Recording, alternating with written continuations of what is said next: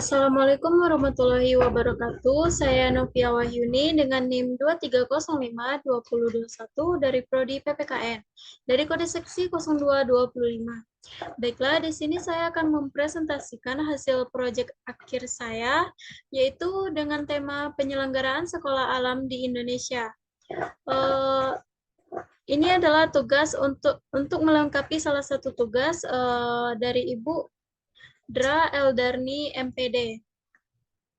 Baiklah, yang pertama kita masuk kepada apa itu sekolah. Sekolah adalah lembaga pendidikan yang menyediakan ruang dan lingkungan belajar untuk mengajar siswa di bawah bimbingan guru. Sekolah dapat menyelenggarakan jenjang pendidikan formal, baik dalam bentuk sekolah negeri yang dikelola oleh pemerintah maupun sekolah swasta. Selanjutnya kita masuk kepada alam. Alam mengacu pada fenomena dunia fisik dan kehidupan yang ada di sekitar manusia. Selanjutnya, apa itu sekolah alam?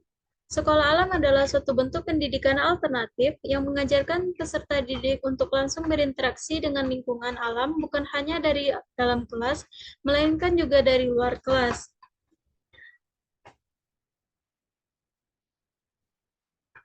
Selanjutnya kita masuk kepada latar belakang munculnya sekolah alam. Munculnya sekolah alam ini dilatar belakangi oleh sebuah gagasan bagaimana menciptakan sistem belajar mengajar yang menyenangkan, yang bisa menambah kecerdasan natural anak dengan kualitas menjadi nomor terdepan, sehingga mampu menarik minat anak didik untuk terus belajar. Selanjutnya, sekolah alam menurut beberapa sumber. Yang pertama ada menurut buku model pendidikan agama Islam berbasis lingkungan. Sekolah alam yaitu sekolah alternatif yang mengajarkan peserta didik untuk langsung berinteraksi dengan alam.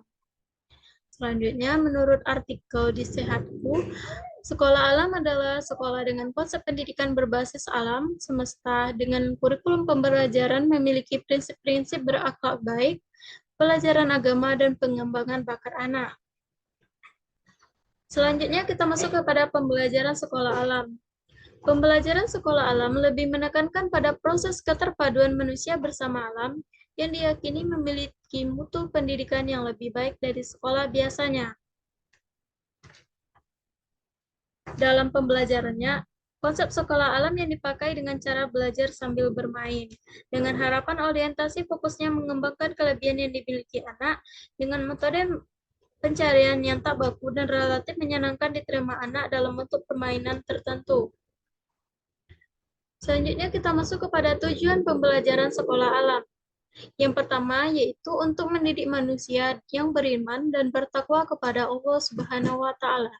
Yang kedua, untuk pemahaman kepemimpinan yang memadai, dan selanjutnya untuk siswa dapat menciptakan produk tertentu dari alam. Kita masuk kepada kurikulum sekolah alam. Kurikulum sekolah alam ini memiliki 3 prinsip, yaitu akhlak yang baik, yang diajarkan melalui pendidikan agama. Jika sekolah alam tersebut tidak mengkhususkan pada agama tertentu, maka sekolah alam tersebut harus memastikan untuk memiliki guru dari berbagai agama yang diakui di Indonesia. Yang kedua yaitu ilmu pengetahuan. Meski anak lebih ditekankan untuk mencintai lingkungan pada konsep sekolah alam, dia juga harus diajarkan pada ilmu pengetahuan. Contohnya menggunakan komputer, berbahasa asing, berolahraga, dan lain-lain. Guru dan tenaga pendidik harus menguasai ilmu pengetahuan dengan baik. Selanjutnya, kepemimpinan. Pengembangan minat dan bakat anak melalui cara-cara yang menyenangkan atau fun learning. Selanjutnya kita masuk kepada kurikulum bermain sambil belajar. Apa itu kurikulum bermain sambil belajar? Adalah kurikulum yang diajarkan dengan metode tematik atau spider web, yaitu mengintegrasikan suatu tema dengan semua mata pelajaran. Dengan metode ini, murid-murid akan belajar dengan cara melihat, menyentuh, dan merasakan langsung materi yang disampaikan oleh tenaga pengajar. Dalam menerapkan kurikulum sekolah alam dan dirancang menyenangkan, metodologi pembelajaran yang diterapkan dalam sekolah alam cenderung mengarah pada pencapaian logika berpikir dan inovasi yang baik dalam bentuk praktik nyata. Selanjutnya, apa saja kegiatan sekolah alam? Yang pertama itu ada Market Day, yaitu memperkenalkan usaha jual beli dan diajarkan untuk berbisnis. Beberapa anak akan diminta untuk menjadi penjual dan menjajakan barang-barang sederhana, yang kemudian dibeli oleh anak lain, orang tua murid, maupun guru-guru sendiri. Yang kedua ada open house, atau menjadi tuan rumah bagi tamu undangan yang hadir melihat kemajuan sekolah alam tersebut. Yang ketiga yaitu ada outbound, atau kegiatan luar sekolah untuk rekreasi dan mengeksplorasi alam. Misalnya melalui fasilitas yang tidak tersedia di sekolah biasanya. Kegiatan outbound ini misalnya menanam buah-buahan di kebun, memanen ikan di empang, hingga menguji adrenalin dengan flying fox. Selanjutnya itu kita masuk kepada keunggulan sekolah alam. Yang pertama yaitu konsep pendidikan berbasis alam. Dalam konsep pendidikan sekolah alam, fungsi alam antara lain yaitu sebagai ruang belajar, sebagai media dan bahan ajar, dan sebagai objek pembelajaran. Proses pembelajaran sekolah alam menyandarkan pada 4 pilar, yaitu pengembangan akhlak melalui teladan, pengembangan logika dan daya cipta melalui eksperiensal, pengembangan kepemimpinan dengan metode outbound training, pengembangan kemampuan wirausaha. Yang kedua yaitu proses pembelajaran yang menyenangkan. Yang ketiga, kebijakan mutu sekolah yang lebih baik, yaitu dengan menerapkan sistem manajemen yang profesional, partisipatif, dan transparan, menyelenggarakan dan mengembangkan program pendidikan yang inovatif, berkarakter, berbasis alam, dan potensi lokal. Yang ketiga yaitu mengembangkan sumber daya manusia guru dan staf sekolah yang bersahabat, kreatif, berjiwa pembelajar, dan dapat menjadi teladan. Selanjutnya kita masuk kepada kelemahan sekolah alam. Yang pertama yaitu faktor tempat. Sekolah alam membutuhkan tempat yang luas, terutama buat pelajaran yang membutuhkan tempat untuk praktek seperti farming atau outbound. Yang kedua masih bercorak agamis. Hampir semua sekolah alam yang ada di Indonesia saat ini dikembangkan oleh para aktivis pendidik Muslim dan diisi dengan kurikulum Islam. Sekolah alam yang kehadirannya sekarang ini tumbuh menjadi jamur di musim hujan masih bercorak agamis yaitu agama Islam. Yang ketiga yaitu tingkatan sekolah masih terbatas. Sekolah alam yang ada saat ini baru sebatas tingkatan untuk taman kanak-kanak dan sekolah dasar. Meski ada yang membuka sekolah sampai ke tingkat SLTP, tapi baru sampai kelas 1. Yang keempat yaitu masih menjadi barang mahal. Faktor biaya bagi kalangan menengah ke atas mungkin tidak akan menjadi masalah untuk menyekolahkan anak mereka. Namun tidak sedemikian halnya bagi kalangan menengah ke bawah yang boleh dikatakan penghasilannya serba pas-pasan. Selanjutnya kita masuk kepada perkembangan sekolah alam di Indonesia.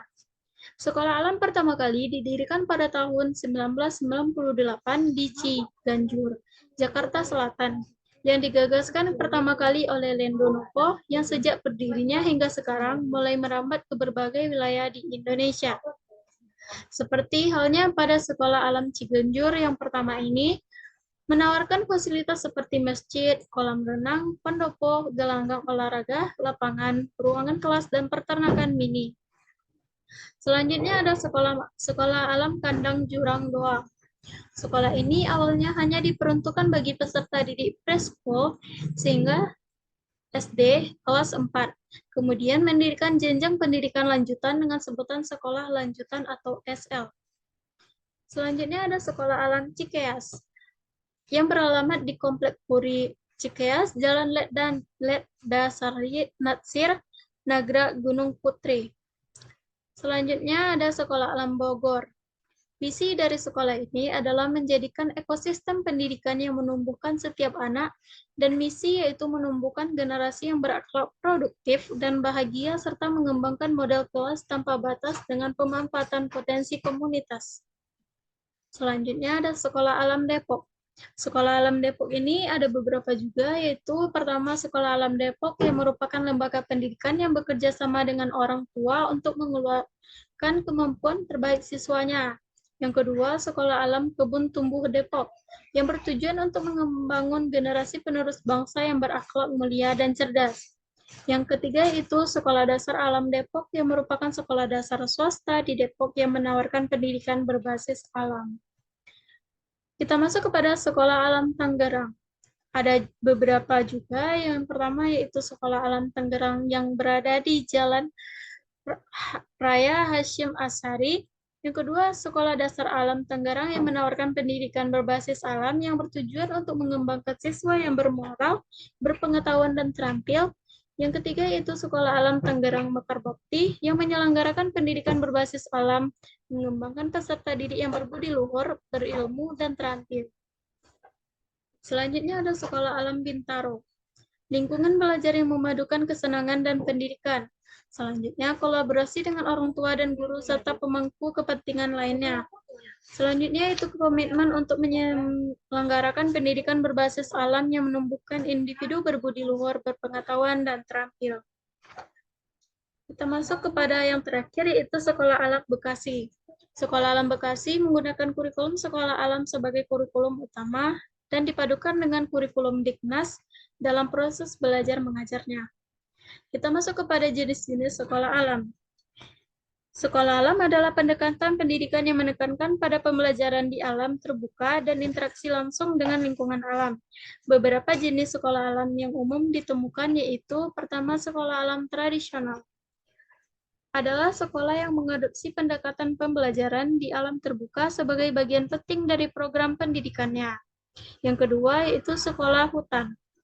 Jenis sekolah alam yang berfokus pada pendidikan di hutan atau lingkungan alam lainnya, menekankan pada pengamatan alam, studi tentang keanekaragaman hayati, penanaman nilai-nilai keberlanjutan dan pelestarian lingkungan.